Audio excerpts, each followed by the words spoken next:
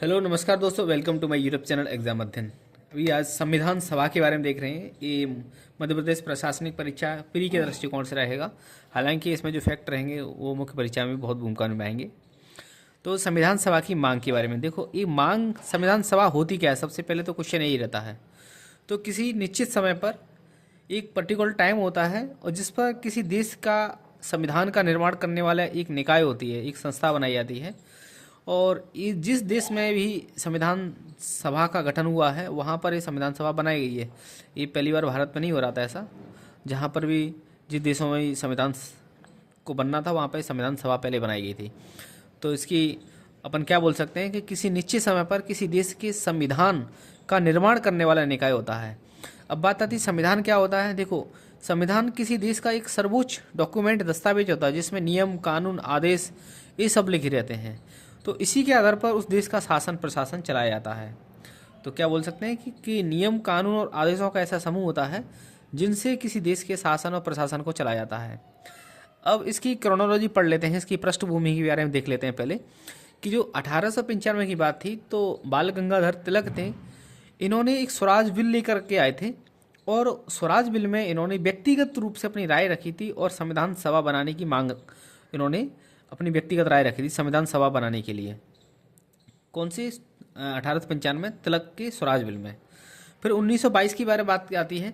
गांधी जी का एक कथन था कि भारतीयों के संविधान का जो निर्माण होगा वो भारतीयों की इच्छाओं के अनुसार होगा, ना कि जो अंग्रेज वगैरह ब्रिटिशर्स रूल कर रहे थे उसके अकॉर्डिंग होगा। तो उन्होंने क्या वक्तव्य दिया था, अपने क्या कथन कहा था गांधी जी ने 1992 2020 में 1922 में कि भारतीयों के संविधान का निर्माण भारतीयों की इच्छाओं के अनुसार होगा। फिर 1924 में स्वराज पार्टी आती है। स्वराज पार्टी जैसे कि पता है कि असहयोग आंदोलन का गांधी जी उसको वापस ले लेते हैं चौरी चौरा हत्याकांड के बाद में। तो सी आर दास और मोतीलाल नेहरू होते हैं, स्वराज पार्टी का गठन कर लेते हैं और वो एक दल के तौर पर, एक पार्टी के तौर पर, एक राजनीतिक पार्टी के तौर पर स्वराज पार्टी के माध्यम से संविधान सभा बनाने की बात करते हैं। फिर अपन को पता है कि 1928 में मोतीलाल नेहरू की अध्यक्षता में नेहरू रिपोर्ट आती है।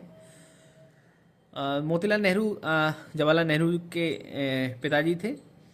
तो उन्होंने 1927-28 के टाइम पर जो नेहरू समिति की अध्यक्षता कर रहे थे, उनकी अध्यक्षता में जो रिपोर्ट आई थी उसमें जन संविधान निर्माण के बारे में बात की गई थी और वहीं पे 18 फंडामेंटल राइट के बारे में बात करी थी। लेकिन ये रिपोर्ट थी, ब्रिटिशर ने नहीं माना था इसको। फिर 1934 में मनमत राय MM रॉय होते हैं, वो औपचारिक मांग रखते हैं संविधान सभा के लिए। ठीक है, 1934 में बहुत इंपॉर्टेंट क्वेश्चन है, कई बार एग्जाम में पूछा जाता है कि औपचारिक मांग संविधान सभा के लिए किसने रखी पहली बार। तो मनमत रॉय होते हैं जिन्होंने ऑफिशियल तौर पर रखी थी इन्होंने, और हाल जिस पर कांग्रेस ने विचार विमर्श भी किया था। फिर 1936 की बारे में बात आती है तो कांग्रेस के आधिकारिक मंच से बहुमत के आधार पर, कांग्रेस का जो आधिकारिक मंच होता है यानी, तो वहाँ से बहुमत के आधार पर संविधान सभा बनाएंगे और संविधान का निर्माण किया जाएगा। फिर 1938 में जवाहरलाल नेहरू वयस्क मताधिकार के आधार पर वो कहते हैं कि जो 1938 में कि जो संविधान सभा बनाई जाएगी उसमें वोटिंग वगैरह होगी, वयस्क मताधिकार के आधार पर वोट डलेगा और संविधान सभा का निर्माण होगा। देखो, अभी तक अपन ने कुछ फैक्ट पढ़े को दोबारा से रिवीजन करते हैं। सबसे पहले 1895 में स्वराज बिल आता है। कौन लेके आते हैं? लोकमान्य बाल गंगाधर तिलक लेके आते हैं और वह व्यक्तिगत रूप से अपनी राय रखते हैं संविधान सभा बनाने के लिए। फिर 1922 में गांधी जी का एक स्टेटमेंट आता है, वो कहते हैं कि जो भारत देश का जो संविधान का निर्माण होगा वो भारतीयों की इच्छा के अनुसार होगा। फिर 1924 में स्वराज पार्टी आती है, वो भी ऐसी डिमांड रखती है। 1928 में नेहरू रिपोर्ट आती है, उसमें भी जन संविधान निर्माण के बारे में बात की जाती है, हालांकि ब्रिटिशर इसको मानते नहीं है। फिर 1934 में मनमत राय होते हैं, वो एक औपचारिक तौर पर संविधान सभा निर्माण करने की मांग करते हैं और हालांकि इस पर कांग्रेस ने विचार विमर्श भी किया था। फिर 1934 में उसी के परिणाम स्वरूप कांग्रेस के आधिकारिक मंच से बहुमत के आधार पर संविधान सभा को निर्माण करेंगे और संविधान सभा बनाएंगे। फिर 1938 में जवाहरलाल नेहरू होते हैं, वो वयस्क मताधिकार के आधार पर वोट डलेगा और फिर उसके संविधान सभा का निर्माण होगा, इस आधार पर बात करते हैं, वयस्क मताधिकार के आधार पर। फिर 1939 में जैसे कि पता है कि सेकेंड वर्ल्ड वॉर शुरू हो जाता है, तो ये प्रक्रियाएँ धीमी हो जाती हैं। तो फिर 1940 में अब क्या था कि अंग्रेजों के ऊपर दबाव था, ब्रिटिशर्स जापान जर्मनी वगैरह इनके ऊपर बहुत अत्याचार मतलब शिकंजा कस रहे थे, बहुत भारी पड़ रहे थे। तो ऐसे कि पहला विश्व युद्ध था, इन्होंने अंग्रेजों ने झांसा दे करके भारत की जो सेना थी उसका उपयोग किया था प्रथम विश्व युद्ध में। तो उसी प्रकार की उनकी मंशा थी कि 1940 में द्वितीय विश्व युद्ध है, उसमें भी भाई जो भारत के सैनिक हैं उनको इस्तेमाल कर लेते हैं वर्ल्ड वार 2 में। तो इसी के परिणाम स्वरूप 1940 में अंग्रेजों ने अगस्त प्रस्ताव भेजा था और उन्होंने बोला था कि जो जैसे ही वर्ल्ड वार सेकंड ख़त्म हो जाता है तो आपकी मांग को मान लिया जाएगा, ठीक है, लेकिन आप मतलब इस सैनिक वगैरह भेजो। तो हालांकि इसको मांग को अपन ने खारिज कर दिया था, थोड़ा बहुत माना था। फिर 1942 में किर्स मिशन भेजा जाता है, वो भी इसी सेम उनका फंडा रहता है कि भाई अपने सैनिक वगैरह दे दो, ठीक है, और तो क्या बोलते हैं हम आपको फ्री कर देंगे या संविधान का निर्माण वगैरह ये सब चीज़ों के बारे में बात कर रहे थे। फिर इसमें बेबेल प्लान सिमला सम्मेलन वगैरह होते हैं, उनको भी ठुकरा दिया जाता है। फिर जैसा कि पता है 9 अगस्त को हिरोशिमा और 6 अगस्त को नागासाकी, 6 अगस्त 9 अगस्त से हिरोशिमा नागासाकी बम के बारे में ये सेकेंड वर्ल्ड वार को ख़त्म कर दिया जाता है। और फिर इंग्लैंड में चुनाव होते हैं, जो चर्चिल हार जाता है चुनाव में और क्लीमेंट एटली होते हैं वो प्रधानमंत्री बन जाते हैं। तो क्लीमेंट एटली के प्रधानमंत्री बनते ही 1945 में जो चुनाव होने हैं, एक्चुअल में एक बहुत इंपॉर्टेंट है, एमपीपीएससी में प्रीवियस ईयर की क्वेश्चन पूछा गया था कि 1919 के एक्ट के आधार पर जो चुनाव कराए गए थे, कब कराए गए थे, 1945 में कराए गए थे, जिनका जो रिजल्ट आता है जनवरी 46 में रिजल्ट आता है। तो राज्य और केंद्र में चुनाव होते हैं यहाँ पर 1945 में, और आईएनसी सबसे बड़ी पार्टी निकल के आती है। फिर फरवरी 1946 में इंग्लैंड में एक कैबिनेट मिशन का गठन होता है। कहाँ पर? 1946 में कैबिनेट मिशन का गठन होता है। 24 मार्च 1946 को कैबिनेट मिशन भारत आता है और सत्ता का शांतिपूर्ण हस्तांतरण करने के उद्देश्य से, उसका उद्देश्य क्या रहता है कि सत्ता का हस्तांतरण करना है अपन को 24 मार्च 1940 को, ठीक है। तो इसमें कैबिनेट मिशन में 3 सदस्य होते हैं। ये कैबिनेट मिशन किसने भेजा था? क्लीमेंट एटली, जो कि 1945 में कहाँ के प्रधानमंत्री बन जाते हैं, ब्रिटेन के प्रधानमंत्री बन जाते हैं, और 3 सदस्य वो कैबिनेट मिशन भेजते हैं। उसका उद्देश्य होता है कि सत्ता का शांतिपूर्ण हस्तांतरण, ये उद्देश्य रहता है। 24 मार्च 1946 को कैबिनेट मिशन भारत आता है, फरवरी 40 में चलता है वहाँ से। इसमें 3 सदस्य होते हैं, पैथिक लॉरेंस, स्टेफर्ड क्रिप्स और एबी अलेक्जेंडर। जो पैथिक लॉरेंस होते हैं और जो भारत सचिव होते हैं, स्टेफर्ड क्रिप्स की अध्यक्षता में एक कैबिनेट मिशन आता है, ठीक है, और क्या बोलते हैं, तभी इसको क्रिप्स मिशन कह रहे हैं। और एबी अलेक्जेंडर उसके नौसेना मंत्री थे। तो ये जो कैबिनेट मिशन आता है, इसको भी कांग्रेस और मुस्लिम लीग दोनों ने खारिज कर दिया था। एक क्वेश्चन कभी कभी आता है कि संविधान सभा का जो चुनाव चिन्ह था वो क्या था? हाथी था।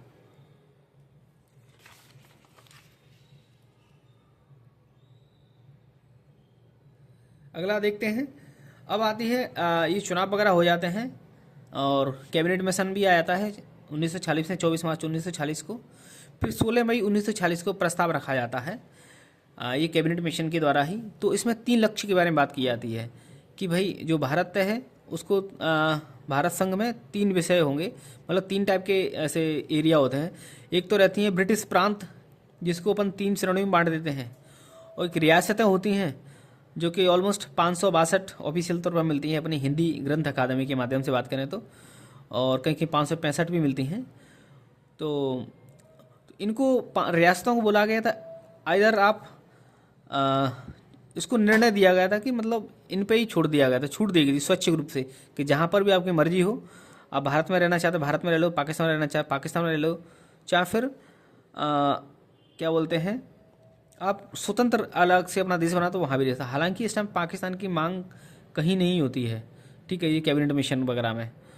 तो और 6 की चीफ कमिश्नरी जो आज के टाइम पे यूनियन टेरिटरी होते हैं, उस टाइम पे 6 चीफ कमिश्नरी हुआ करते थे। जैसे कि बात करें अपन, दिल्ली हो गया, कुर्ग हो गया, है ना, और अंडमान निकोबार वगैरह, और ये बलूचिस्तान, ये पंत पिपलौदा, आज के टाइम पे जो मध्य प्रदेश का रतलाम वगैरह जो क्षेत्र है वो पंत पिपलौदा के नाम से जाना जाता था, ठीक है। इस टाइप से 6 चीफ कमिश्नर हुआ करते थे। और संविधान सभा, इसमें क्या होता था, राज्यों में चुने हुए प्रतिनिधि के माध्यम से जो संविधान सभा थी, जो अभी चुनाव हुए थे कब, दिसंबर 1945 में, जनवरी 46 में रिजल्ट आता है, तो उन्हीं के माध्यम से राज्यों से चुने हुए प्रतिनिधि थे, उन्हीं को वहाँ पर रख दिया जाता है, और इसी के माध्यम से अंतरिम सरकार का गठन करने की बात की जाती है। तो कैबिनेट मिशन के आधार पर संविधान सभा का जो गठन होता है उसमें 389 सदस्य होते हैं।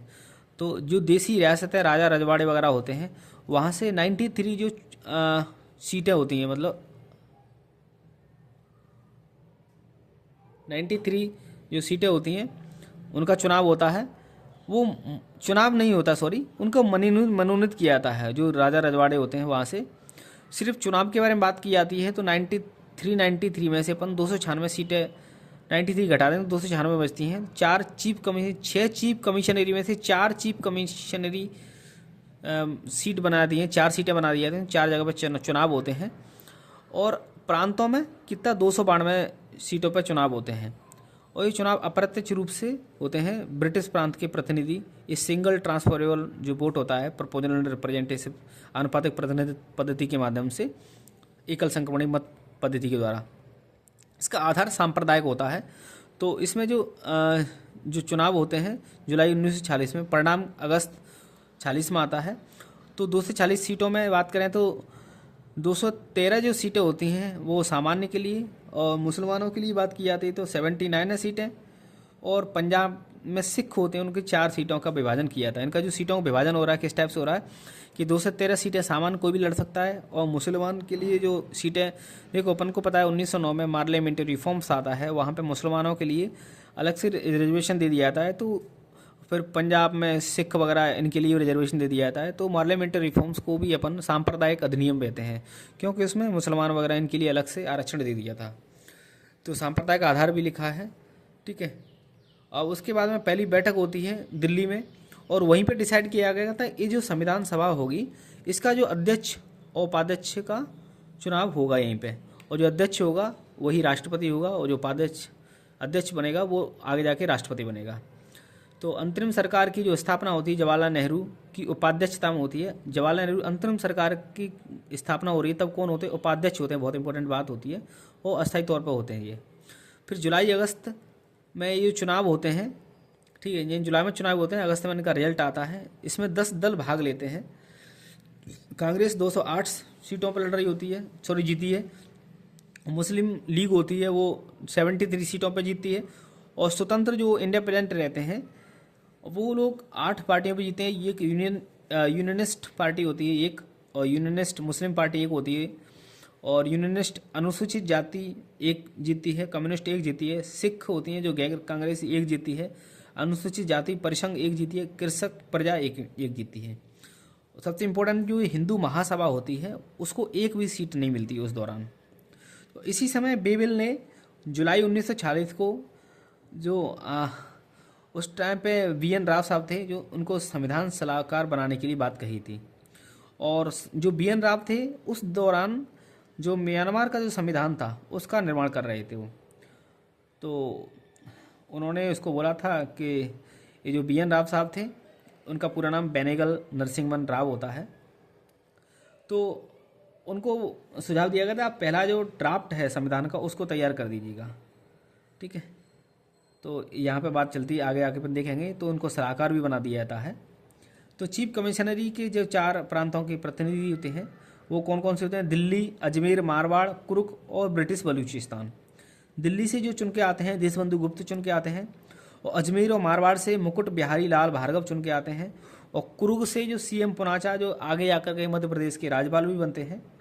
कुर्ग मतलब आज का जो कर्नाटका वगैरह होता है।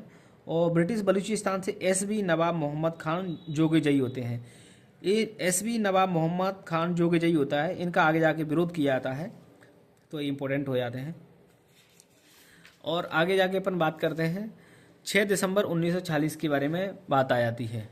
तो संविधान सभा का गठन के बारे में बात की जाती है। तो इसी जो फ्रांस है वहाँ पर एक परंपरा चलती है, तो उसी परंपरा के आधार पर अपने भारत में भी जो पहली संविधान सभा, देखो संविधान सभा का गठन 6 दिसंबर 46 को जाता है, इसकी जो बैठक होती है 9 दिसंबर 46 को होती है।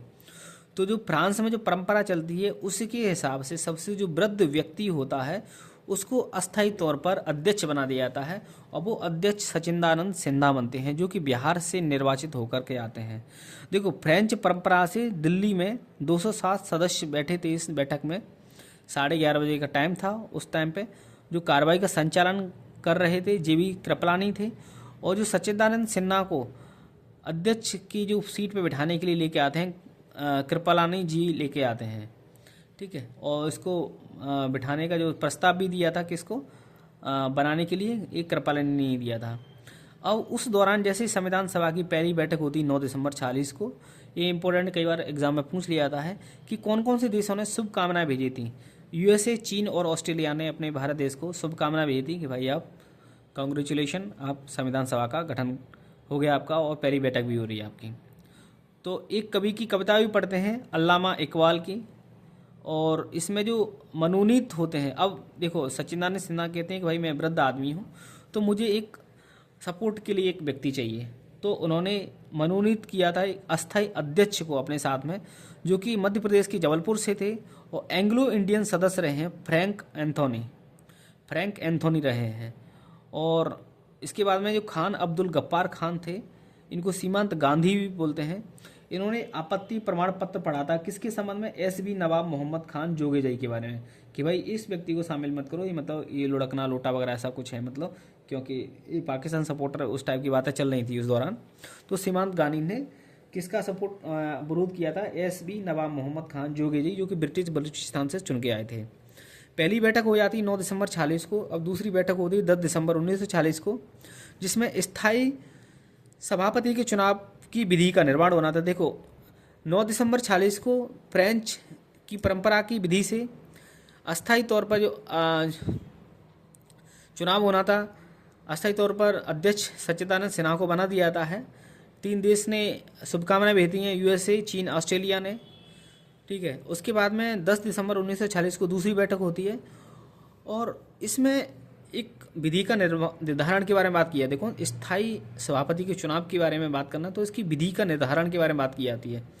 यहाँ पर बोला जाता है कि इसमें 2 समर्थक चाहिए, 2 प्रस्तावक अनिवार्य है। यदि जो भी व्यक्ति स्थायी तौर पर संविधान सभा का अध्यक्ष बनना चाहता है तो उसको 2 समर्थक लाने पड़ेंगे, 2 प्रस्तावक लाने पड़ेंगे। और इस अस्थायी सभापति के चुनाव की विधि का निर्धारण कर रहे हैं, इसमें भी जो प्रस्तावक के तौर पर जेबी कृपलानी होते हैं और समर्थक जेएल नेहरू होते हैं।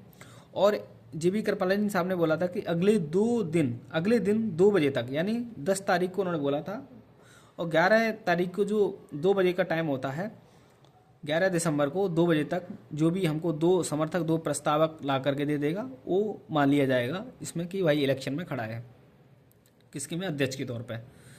तो केंद्रीय विधायिका के जो नियम होते हैं, अब दूसरा बात चलती है, ये दूसरी बैठक चल रही है, 10 दिसंबर की बात चल रही है। पहली बात तो हो जाती है कि विधि का निर्माण करना है स्थायी सभापति के चुनाव के लिए। दूसरा होता है केंद्रीय विधायिका के नियमों की स्वीकृति। केंद्रीय विधायिका के नियम भी तो कुछ रहेंगे, तो उसमें प्रस्तावक के रूप में पंडित जवाहरलाल नेहरू होते हैं और समर्थक के लिए पंडित गोविंद वल्लभ पंत होते हैं।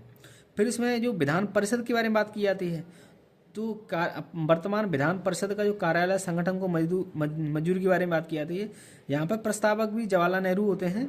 देखो कार्यपालिका का जो नियम है वहाँ पर भी प्रस्तावक जवाहरलाल नेहरू होते हैं, और जो विधान परिषद कार्यालय संगठन को मंजूरी दी जाती है उसमें भी प्रस्तावक जवाहरलाल नेहरू होते हैं।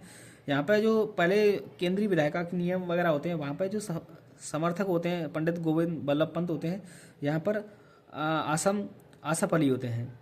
अब जो नियम निर्माता समिति होती है उसकी स्थापना की विधि का निर्धारण के बारे में जो प्रस्तावना होती है जेबी कृपलानी, और इसमें जो संरचना के बारे में बात की जाती है, इसमें सभापति होंगे और 15 अन्य सदस्यों के बारे में बात की जाती है। कौन, नियम निर्माता समिति के बारे में अभी हम देखेंगे। देखो जो इलेक्शन वगैरह होने हैं उसके लिए नियम निर्माता समिति बनेगी, तो उसमें सभापति प्लस 15 अन्य सदस्यों के बारे में बात की जाती है। इसके पश्चात तीसरे दिन की जो बैठक होती है, तीसरे दिन की बैठक कब हो रही है, 11 दिसंबर को होगी। देखो पहली बैठक 9 दिसंबर को होती है। उस दिन क्या होता है, पहली दिसंबर के जो सच्चिदानंद सिन्हा होते हैं, फ्रांस की जो पद्धति होती है उसके अनुसार सबसे वृद्ध व्यक्ति को जेबी कृपलानी साहब लेकर के उसके सीट पर बिठा देते हैं, और वो अपने लिए एक सहयोग के लिए मनोनीत सदस्य के तौर पर जो मध्य प्रदेश के जबलपुर से एंथोनी साहब होते हैं, जो एंग्लो इंडियन सदस्य होते हैं, उनको साथ में रख लेते हैं। वो मनोनीत सदस्य बन जाते हैं, वो भी अस्थायी तौर पर इनके सहायक होते हैं, किसके, सच्चिदानंद सिन्हा के। फिर 10 दिसंबर को दूसरी बैठक होती है, उसमें जो सभापति का चुनाव होना है उसकी विधि के निर्धारण की बात की जाती है। फिर उसमें एक नियम निर्वाचन समिति बनती है, तो उसमें एक सभापति के साथ में 15 सदस्यों के बारे में बात की जाती है। फिर तीसरा दिन आता है 11 दिसंबर 1946 को, स्थायी सभापति का निर्वाचन के बारे में बात की जाती है। इसमें जो प्रस्तावक होते हैं स्थायी सभापति के निर्वाचन के तौर पर जीवी कृपलानी होते हैं, और जो समर्थक होते हैं वल्लभ भाई पटेल होते हैं। अब सबसे पहले जो डॉक्टर राजेंद्र प्रसाद होते हैं वो अपना क्या देते हैं यहाँ पर, यहाँ पर तीसरे दिन की जो बैठक होती है 11 दिसंबर 46 को, स्थायी सभापति का निर्वाचन के बारे में बात चल रही होती है। 2 बजे का टाइम हो जाता है ऑलमोस्ट, है ना, 2 बजे से पहले की बात, क्योंकि उसमें बोला गया था ना निर्वाचन अपने जीवी कृपलानी ने कि 11 दिसंबर को, यानी दूसरे दिन 10 तारीख को बोला था कि दूसरे दिन जो 2 बजे का टाइम है उससे पहले अपन को ये चीज़ चाहिए, 2 प्रस्तावक 2 समर्थक। तो डॉक्टर राजेंद्र प्रसाद का सबसे पहले प्रस्ताव आता है। इसमें प्रस्तावक के तौर में जीवी कृपलानी होते हैं, समर्थक वल्लभ भाई पटेल होते हैं, और जो द्वितीय प्रस्तावक रहते हैं हरिकृष्ण मेहताब होते हैं, और समर्थक नंदकिशोर दास होते हैं। ये कई एग्जाम में पूछा गया, इंपॉर्टेंट याद रखने वाली बात है कि जो डॉक्टर राजेंद्र प्रसाद होते हैं उसके 2 समर्थक 2 प्रस्तावक होते हैं। 2 प्रस्तावक कौन होते हैं, जीवी कृपलानी और हरिकृष्ण मेहताब। 2 समर्थक कौन कौन से होते हैं, वल्लभ भाई पटेल होते हैं और नंदकिशोर दास होते हैं। फिर उसके बाद में 2 प्रस्ताव और आते हैं। एक श्री प्रकाशम का प्रस्ताव आता है, हालांकि इनकी जो समय सीमा समाप्ति के बाद आता है 2:05 पर आता है, और इनके साथ कोई समर्थक नहीं होता है। और दूसरा एस राधाकृष्णन जो कि बाद में उपराष्ट्रपति बनते हैं, इनका भी प्रस्तावक आता है, इनके साथ भी किसी प्रकार का कोई समर्थक नहीं आता है। तो पूछ लिया जाता है कि डॉक्टर राजेंद्र प्रसाद का जो प्रस्ताव आया था उसके साथ अन्य कौन से 2 व्यक्ति थे जिन्होंने भी राष्ट्रपति बनने के लिए, संविधान सभा का अध्यक्ष बनने के लिए स्थायी तौर पर वो प्रस्ताव लेकर आए थे। एक श्री प्रकाशम का प्रस्ताव आया था और दूसरा एस राधाकृष्णन का प्रस्ताव आया था। हालांकि इन दोनों को एक तो समय सीमा खत्म हो गई थी और दूसरा कोई समर्थक नहीं था इसके साथ में, क्योंकि 2 प्रस्तावक 2 समर्थक चाहिए थे ना इसके लिए, तभी मान्य होगा वो चीज़ें। जैसे कि आज के टाइम पे जो राष्ट्रपति होता है उसके लिए 50 प्रस्तावक 50 समर्थक होते हैं, उपराष्ट्रपति की 20 प्रस्तावक 20 समर्थक होते हैं, तभी मतलब उनको फॉर्म डालने दिया जाता है। तो ऐसे ही अब देखो यहाँ पर किसी प्रकार का कोई अपोजिशन है नहीं इनके लिए, तो ये निर्दलीय रूप से राजेंद्र प्रसाद को अध्यक्ष घोषित कर दिया जाता है, अध्यक्ष ही।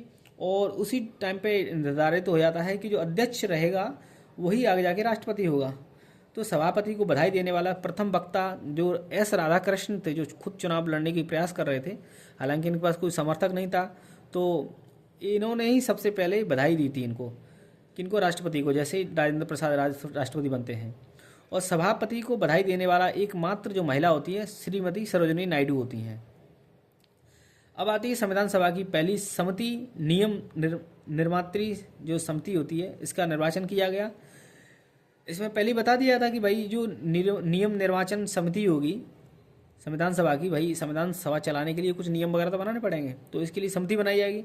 उसमें बोला गया कि सभापति होगा, 15 सदस्य होंगे। ये 10 तारीख को डिसाइड हो गया था। अब इसके सभापति कौन बने, डॉक्टर राजेंद्र प्रसाद बनेंगे, जो कि बाई डिफॉल्ट बदन इसके अध्यक्ष हो जाएंगे, और 15 सदस्य हो जाएंगे इसमें।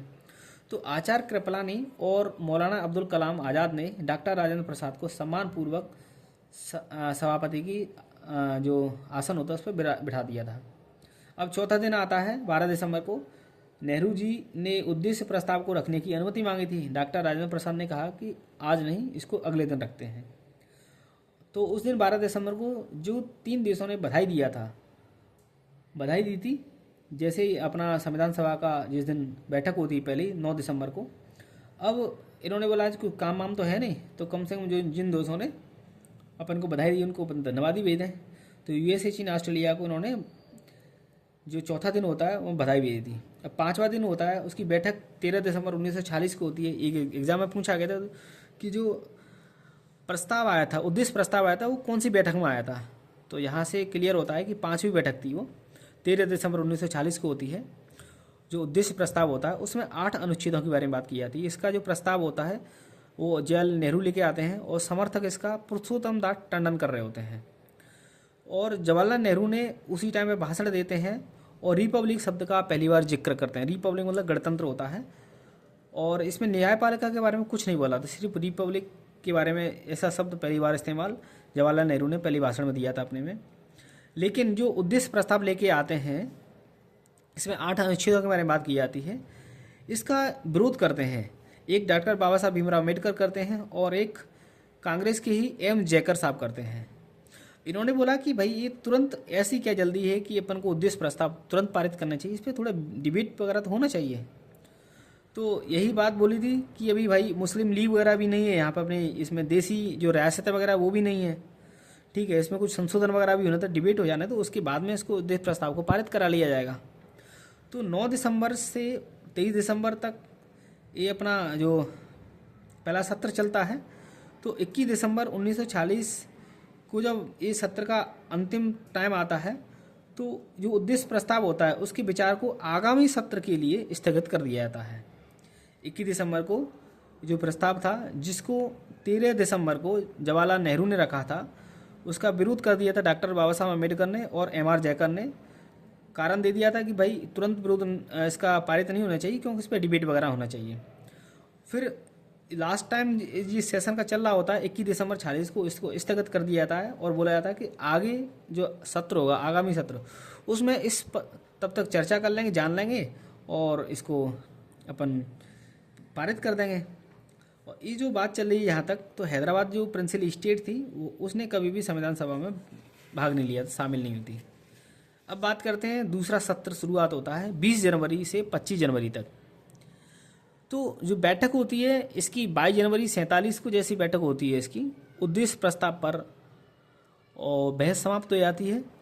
और जो खांडेकर होते हैं H.G. खांडेकर 26 जनवरी 47 को पास किए जाए, लेकिन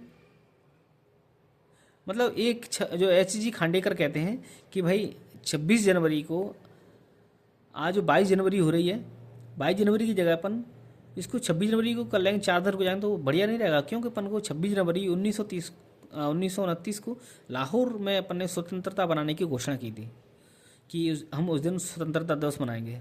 तो उसी के फलस्वरूप उन्होंने बोला था कि जो प्रस्ताव है इसको आज अस्वीकार कर लेते हैं, ठीक है, इसको 26 जनवरी 47 को पास कर दिया जाएगा, ये ज़्यादा बेटर होगा। लेकिन बोला कि चलो अपने पास बहुत सारे मौके आएंगे, इसको बाद में देख लेंगे इसको। तो प्रस्ताव का जो पूर्व पाठ था, प्रस्ताव पारित हो गया है। अध्यक्ष ने हिंदी रूपांतरण करके इसको सुनाया था और श्री मोहनलाल सक्सेना होते हैं, उन्होंने इसको उर्दू में पढ़ के सुनाया था। तो क्वेश्चन आता है कि जो प्रस्ताव होता है उसका पूर्व पाठ उर्दू में किसने सुनाया था? मोहनलाल ने। और अध्यक्ष होते हैं, उन्होंने इसका हिंदी में पढ़ के सुनाया था। पारित होने में इसको ऑलमोस्ट अपन देखेंगे 13 दिसंबर से लगा करके 22 जनवरी तक 41 दिन होते हैं। तो क्वेश्चन आता है कि जो उद्देश्य प्रस्ताव होता है उसको पारित होने में कितने दिन लगे थे? 41 दिन का समय लगता है। अब आती है 24 जनवरी के बारे में बात आती है, 1947, 24 जनवरी 1947। उपाध्यक्ष के बारे में बात की जाती है। 25 जनवरी 47 को H.G. मुखर्जी होते हैं, उनको एकमात्र उम्मीदवार के रूप में उपाध्यक्ष निर्वाचित घोषित कर दिया जाता है। फिर बैठक 14 जुलाई 1947 को होती है। ये उपाध्यक्षों के चुनाव संबंधी प्रावधानों का निर्धारण किया जाता है। तो इसमें क्योंकि क्या हो गया था 15 जुलाई, अभी तक तो हिंदुस्तान पाकिस्तान एक ही था, अब पाकिस्तान अलग हो जाता, भारत अलग हो जाता है, तो अब उपाध्यक्ष की रिक्वायरमेंट है। तो इसमें बोला गया कि 5 स्थायी उपाध्यक्षों की नियुक्ति की जानी थी यहाँ पर, लेकिन 2 ही उपाध्यक्षों का निर्वाचन होगा। राजेंद्र प्रसाद ने क्या बोले कि अब तो अपना देश आज़ाद हो गया, अपन को क्या जरूरत है अब ज़्यादा, तो 2 ही उपाध्यक्ष पर्याप्त रहेंगे। तो 16 जुलाई 1947 को इसकी तिथि का निर्धारण किया गया था कि अपना देश आज़ाद हो जाएगा, अब ज़्यादा जरूरत ही नहीं, क्या मतलब है ज़्यादा। अब प्रस्तावक के तौर पर सत्यनारायण सिन्हा होते हैं, जो केवल एक उपाध्यक्ष के बारे में बात किए जाते हैं। सत्यनारायण सिन्हा होते हैं जो, और जो इसमें जो NB खरे होते हैं, देखो केवल एक उपाध्यक्ष चुनना है, सत्यनारायण सिन्हा जी कहते हैं। NB खरे होते हैं, वो सुझाव देते हैं कि 2 उपाध्यक्ष होने चाहिए और 2 उपाध्यक्ष में से एक राज्य के प्रतिनिधियों में से होना चाहिए। तो बैठक 16 जुलाई 1947 को होती है, निर्वाचन भी होता है। उसमें डॉक्टर H.G. मुखर्जी थे, H.C. मुखर्जी, वो पहले उपाध्यक्ष थे, उन्हीं को दोबारा से मुखर्जी को भी बना लिया था एक उपाध्यक्ष, तो और दूसरे B.T. कृष्णमाचारी होते हैं, उनको विधिवत रूप से उपाध्यक्ष बना लिया जाता है। देखो संविधान सभा के अध्यक्ष के तौर पर कौन काम कर रहा है अपन को पता है, डॉक्टर राजेंद्र प्रसाद होते हैं। 16 जुलाई 1947 को 2 उपाध्यक्ष निर्वाचित कर लिए जाते हैं, एक H.C. मुखर्जी होते हैं और दूसरे सर V.T. कृष्णमाचारी होते हैं। V.T. कृष्णमाचारी होते हैं। अब जो बैठक 22 जुलाई 1947 को होती है, देखो यहाँ पर अपन ने 16 जुलाई 1947 को निर्वाचन करके 2 उपाध्यक्ष नियुक्त कर लेते हैं, निर्वाचित कर लेते हैं। फिर बैठक 22 जुलाई 1947 को होती है। अब बात करते हैं कि भाई अपना स्वतंत्रता दिवस नज़दीक आ रहा है, क्योंकि ऑलमोस्ट घोषणा तो हो ही जाती है कि 15 अगस्त को अपन भारत देश को आज़ाद कर देंगे। तो राष्ट्रीय ध्वज के संबंध में प्रस्ताव के बारे में बात की जाती है। तो राष्ट्रीय जो अपने अध्यक्ष होते हैं राजेंद्र प्रसाद, इनकी अध्यक्षता में ही जून 1947 में पहली तदर्थ समिति का गठन हो गया था। तदर्थ समिति, झंडा समिति, एक तदर्थ समिति थी जो कि झंडा समिति के नाम से थी। झंडा समिति एक तदर्थ समिति थी, वो उसका गठन जून 1947 में हो जाता है। वो अपनी रिपोर्ट देती है 22 जुलाई 1947 को कि भाई हमने एक झंडा का ऐसे ऐसे निर्माण किया है। तो इसमें जो झंडा समिति के लिए जो बैठक होती है उसमें जो प्रस्तावक जवाहरलाल नेहरू होते हैं और गोविंद मालवीय होते हैं। उनका कहना होता है कि आज का जो पूरा दिन है झंडा दिवस के रूप में मनाया जाएगा। फिर 1907 को इसका थोड़ा पृष्ठभूमि देख लें झंडा के बारे में। जो 1907 को जर्मनी में स्टटगार्ट में मैडम भीकाजी कामा होती हैं, वो झंडा का फहराती हैं मतलब। तो इनको भारतीय क्रांतिकारियों की माता कहते हैं इनको, ठीक है, Indian revolution, mother of Indian revolutionary. 1929 में लाहौर अधिवेशन में रावी नदी के किनारे अपन झंडा फहराते हैं। जो तिरंगा का डिज़ाइन होता है, कई बार पूछा जाता है कि तिरंगा का डिज़ाइन किसने किया।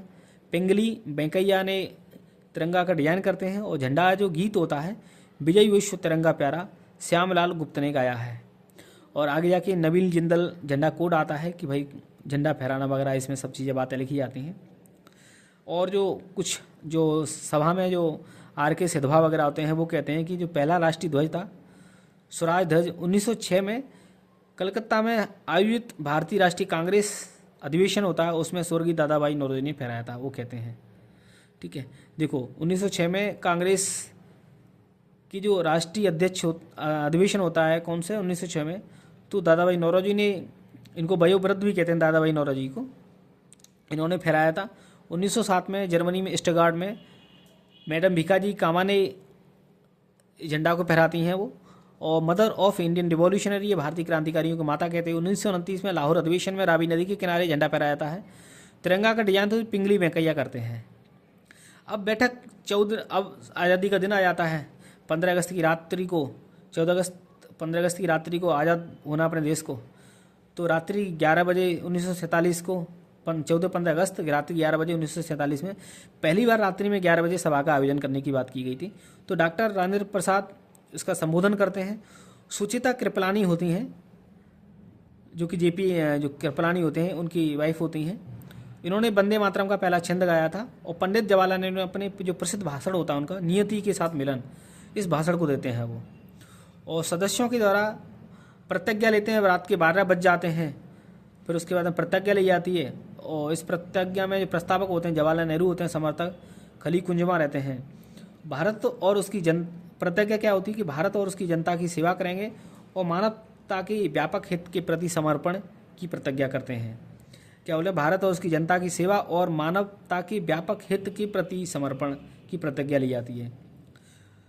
उसके बाद में जो श्रीमती सरोजिनी नायडू की अनुपस्थिति होती है, हालांकि उनको कहा गया था कि भाई भारतीय महिलाओं की ओर से जो राष्ट्रीय ध्वज प्रस्तुत करना था, तो सरोजिनी नायडू को दिया गया था जिम्मेदारी, लेकिन वो अनुपस्थित रहती हैं।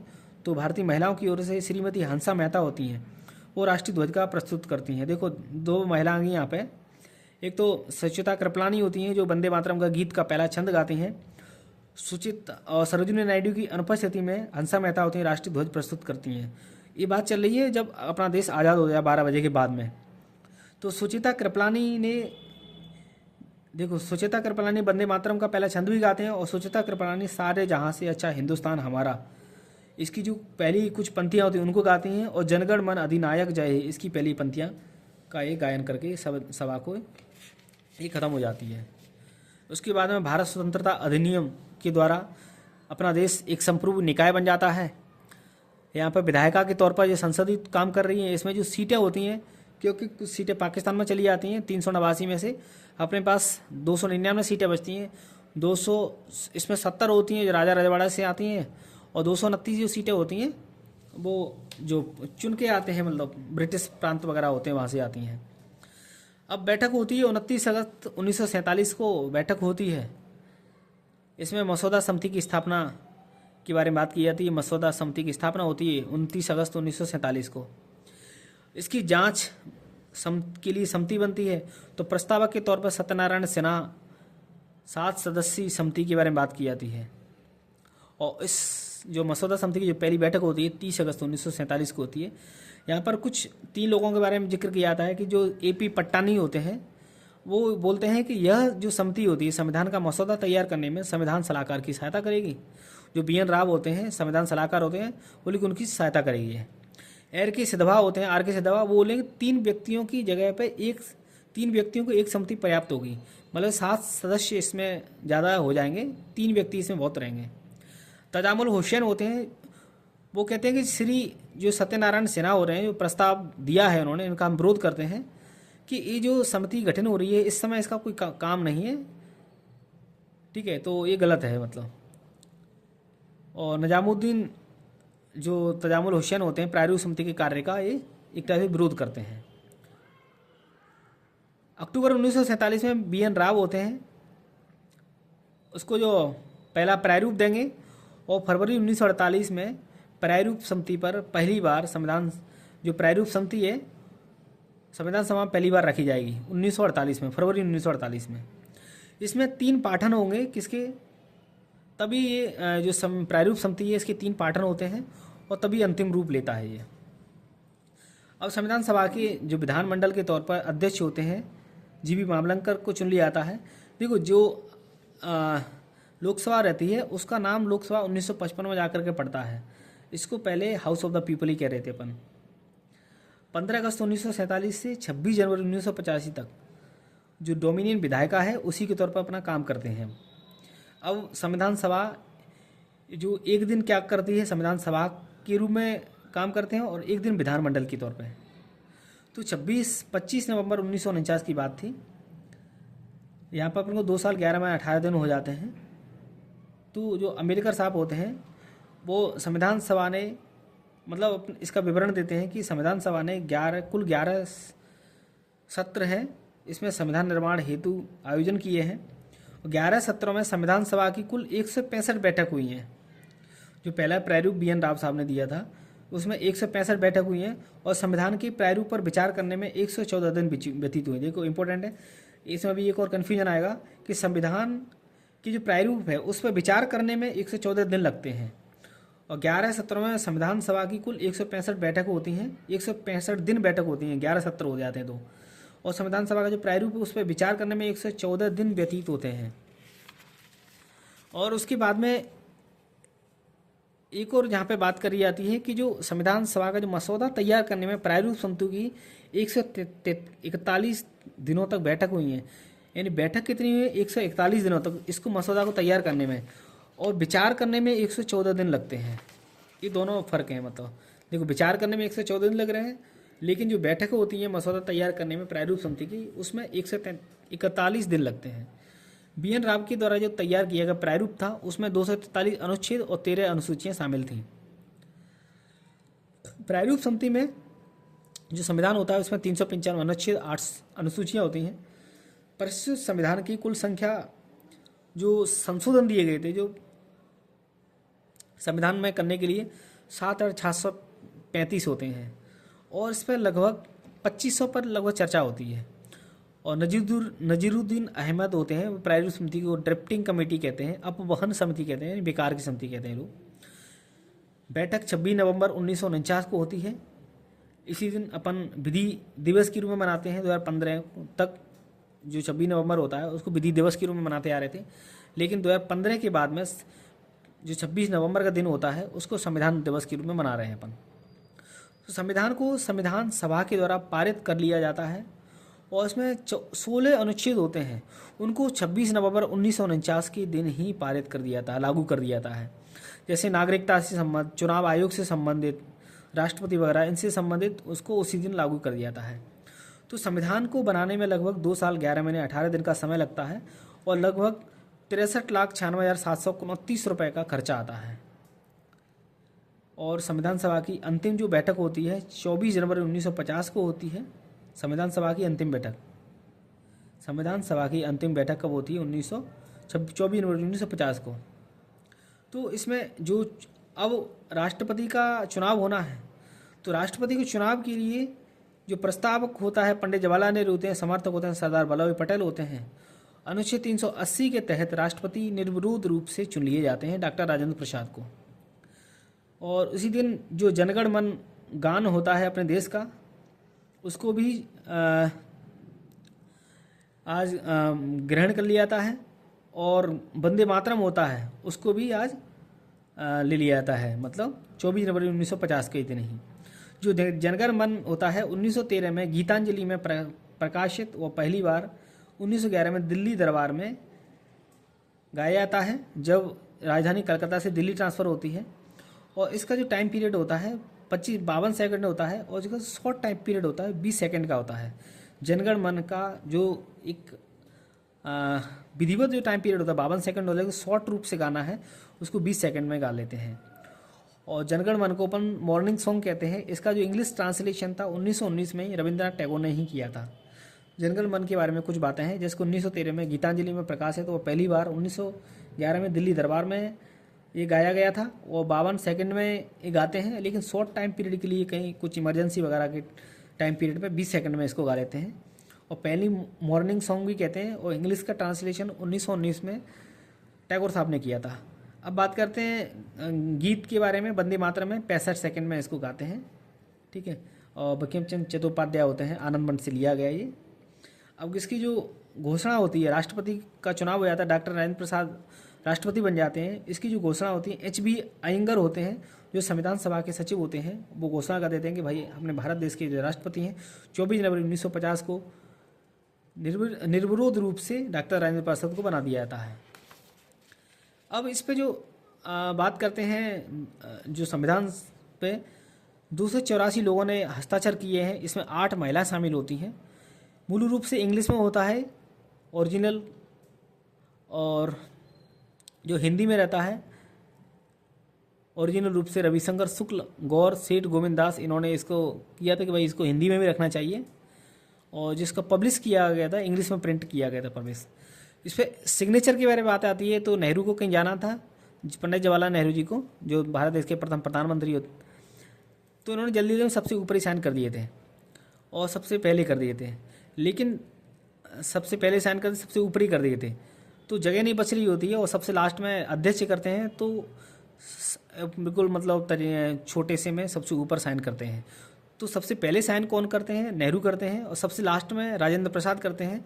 लेकिन सबसे ऊपर साइन किसके हैं? राजेंद्र प्रसाद के हैं। अब संविधान सभा होती है, भंग करना है इसको, क्योंकि जो अभी तक अंतरिम संसद के रूप में काम कर रही होती 379 के तहत, उसको भंग कर दिया जाता है। इसमें श्रीमती पूर्णिमा बनर्जी होती हैं, उसके साथ अन्य सदस्य होते हैं, वो खड़े होकर के जनगण मन गाते हैं। और संविधान सभा की कार्रवाई का संचालन आचार्य JB कृपलानी के द्वारा किया गया था। 26 नवंबर 1950 को संविधान लागू हो जाता है और हम गणतंत्र हो जाते हैं। अब कुछ यहाँ पर बातें होती हैं, उनको और देख लेते हैं। संविधान सभा का जो मुख्य प्रारूप कार होते हैं, चीफ ड्राफ्ट्समैन यानी राइटिंग के बारे में बात की थी, SN मुखर्जी होते हैं।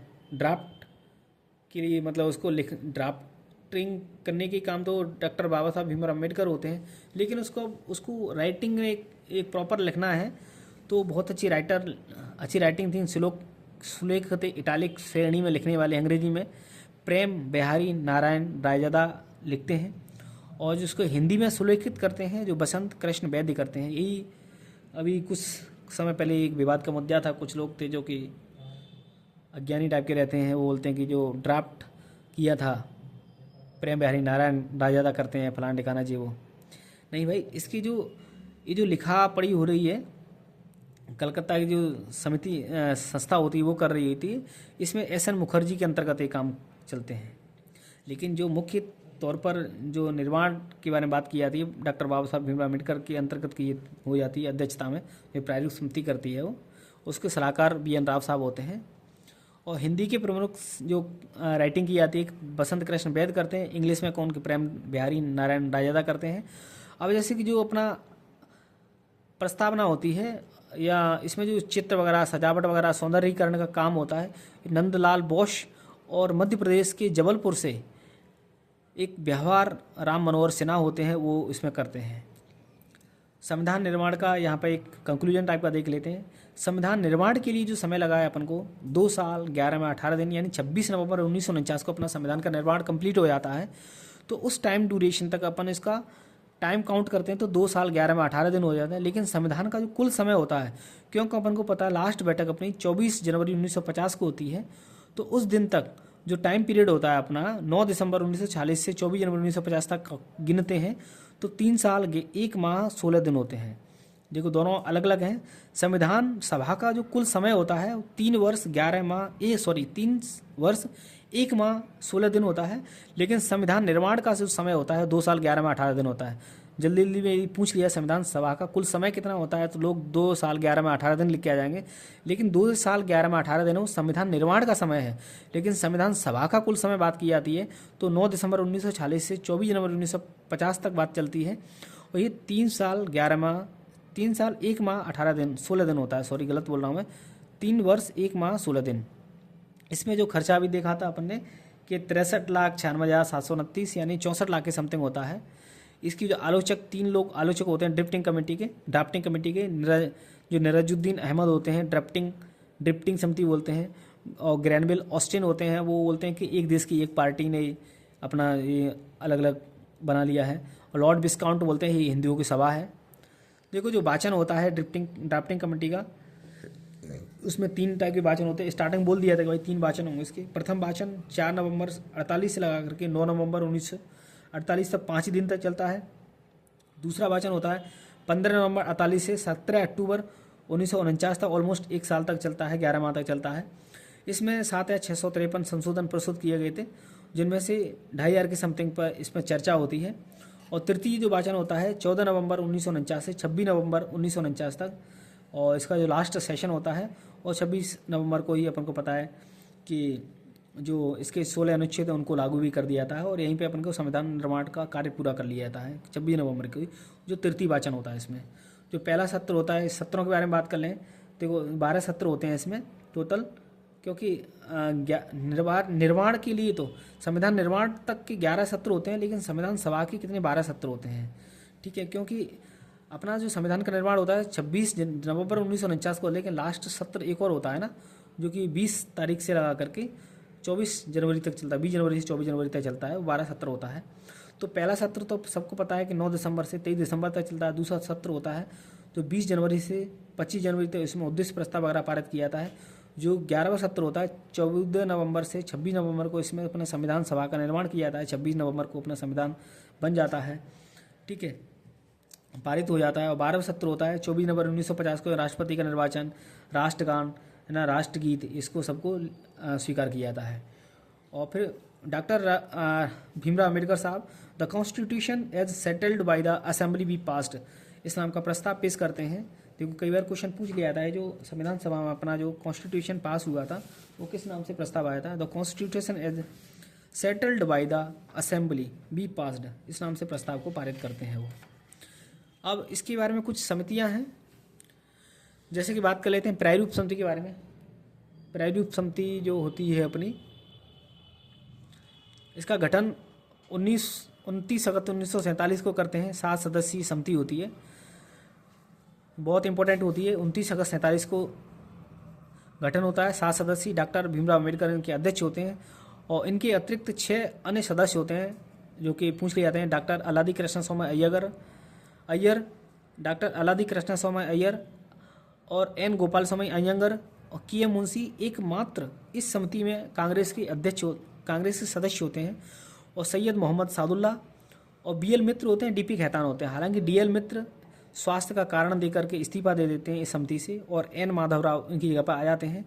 DP खेतान साहब की मृत्यु हो जाती है तो TT कृष्णमाचारी होते हैं। एक BT कृष्णमाचारी पढ़े थे अपन ने HC मुखर्जी के साथ में, वो संविधान सभा के उपाध्यक्ष के तौर पर नियुक्त की थी। लेकिन TT कृष्णमाचारी हैं, वो DP खेतान की जगह पर मृत्यु होने के पश्चात में ये संविधान सभा की जो प्रारूप समिति होती है इसमें ये सदस्य बन जाते हैं। देखो एक बार दोबारा देखें, 29 अगस्त 1947 को 7 सदस्यीय प्रायोजक समिति का गठन होता है। डॉक्टर भीमराव अम्बेडकर अध्यक्ष होते हैं इसके। Alladi Krishnaswami Ayyar, N Gopalaswami Ayyangar, K M Munshi, Syed Mohammad Saadulla, 4 सदस्य हो जाते हैं। बी एल मित्र और D P Khaitan. B L Mitra की जगह पर इस्तीफा देने के कारण एन माधवराव आ जाते हैं और डी पी खेतान की जगह पर, मृत्यु की जगह पर टी टी कृष्णमाचार्य आते हैं। डॉक्टर भीमराव अम्बेडकर सबसे पहले पूर्वी जो बंगाल होता है वहाँ से निर्वाचित हो कहते हैं जयसुर कुलना से, लेकिन वो सीट पाकिस्तान में चली जाती है।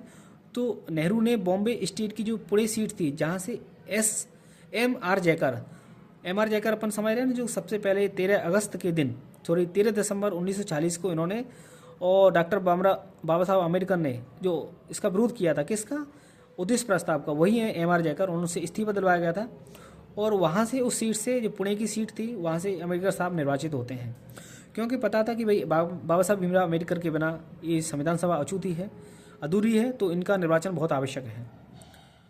और प्रथम मंत्री के तौर पर काम करते हैं, विधि मंत्री के तौर पर। इनके महत्वपूर्ण कार्य की बात किया जाए तो हिंदू विवाह बिल, हिंदू कोड बिल, ये सब आते हैं इसमें। अन्य जो समितियाँ रहती हैं, एक बार उनके बारे में और देख लेते हैं। जो डॉक्टर राजेंद्र प्रसाद की अध्यक्षता में अपन ने कुछ बहुत समितियाँ तो देख ली हैं, जैसे कि संचालन करना है भाई, नियम वगैरह बनाना है, ठीक है, झंडा को निर्माण करना है। तो ये 3 समितियाँ तो डॉक्टर राजेंद्र प्रसाद के अध्यक्षता में हुई हैं। संचालन समिति, तदर्थ झंडा समिति और प्रक्रिया नियम समिति। अपन ने देखा था कि एक सदस्य जो सभापति अध्यक्ष होगा, 15 अन्य सदस्य होंगे। 11 को स्थापना होती है। सबसे पहली समिति होती है जो कि प्रक्रिया नियम समिति, और वित्त एवं स्टाफ समिति होती है। तो डॉक्टर राजेंद्र प्रसाद की अध्यक्षता में 3 समिति बनती है, संचालन समिति, तदर्थ झंडा समिति, वित्त एवं स्टाफ समिति और प्रक्रिया नियम समिति। प्रक्रिया नियम समिति सबसे प्रथम समिति होती है अपने संविधान सभा में। जवाहरलाल नेहरू संघ संविधान समिति, संघ शक्ति समिति और प्रारूप के लिए जांच की समिति विशेष समिति बनती है, और राज्य समझौता समिति बनती है। सरदार वल्लभ भाई पटेल की अध्यक्षता में 2 समिति बनती है, एक परामर्शदाता समिति बनती है, प्रांतीय संविधान समिति बनती है। देखो प्रांतीय संविधान समिति में तो वही काम कर रहे होते हैं, उनके साथ में क्या बोलते हैं, और जो परामर्शदाता समिति होती है उसमें भी 2-3 समिति छोटी छोटी बनी रहती हैं, उप समिति होती है, अल्पसंख्यक एफआर समिति, जनजाति समिति। जो अल्पसंख्यक समिति होती है उसके एस.सी. मुखर्जी इसके अध्यक्ष हो जाते हैं, और एफआर उप समिति होती है इसके जेपी कृपलानी बना देते हैं। के मुंशी होते हैं, कामकाज और कारोबार अनुक्रम समिति कहते हैं, वर्तमान में स्पीकर थे ये। और पटाभी सीतारमैया होता है, वो जो कि मध्य प्रदेश के पहले राज्यपाल भी बनते हैं, सदन समिति के अध्यक्ष बनते हैं। और एस बरादराचारी बोलते हैं, उप समिति के बनते हैं, क्योंकि सर्वोच्च न्यायालय व नागरिकता के लिए तद समिति होती है, ठीक है। और एस के धर समिति बाद में बनती है, अपन को पता है कि भाषा के आधार पर अपन को क्या करना है, राजा को गठन करना है, तो इस समिति को खारिज कर दिया जाता है। उसके बाद जेबीपी समिति आती है, इसकी रिपोर्ट देने के लिए जो एस के धर ने बनाई है उसको सेम एजिटी प्रोसेस कर देती है। फिर उसके बाद में भाषा आयोग वगैरह आता है, ठीक है, फजल अली आयोग वगैरह, ये सब समितियाँ बाद में चलती रहती हैं। तो इस टाइप से ये संविधान सभा खत्म हो जाती है। कुछ महिलाओं वगैरह के नाम देखें, उसको अन्य दिन देख लेंगे। Thank you. जय हिंद, जय भारत।